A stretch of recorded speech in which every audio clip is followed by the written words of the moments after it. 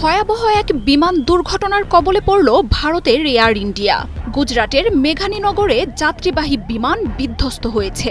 লন্ডনের উদ্দেশ্যে যাত্রা শুরু করা বিমানটিতে 2 শতাধিক যাত্রী থাকার কথা নিশ্চিত করেছে কর্তৃপক্ষ।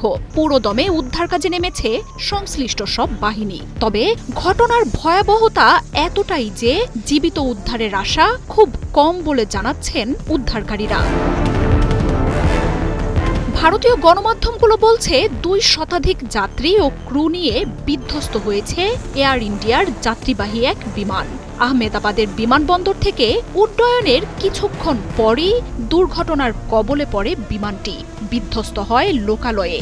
এমনকি উড্ডয়নের পর খুব বেশি উঁচুতে উঠতে পারেনি বিমানটি। ভেঙে পড়ার 1 মিনিট আগে মেডে কলও আসে বিমানটি থেকে। শেকড় থেকে শিখরে।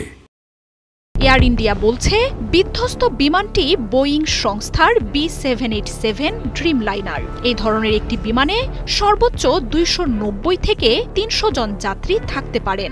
AI-17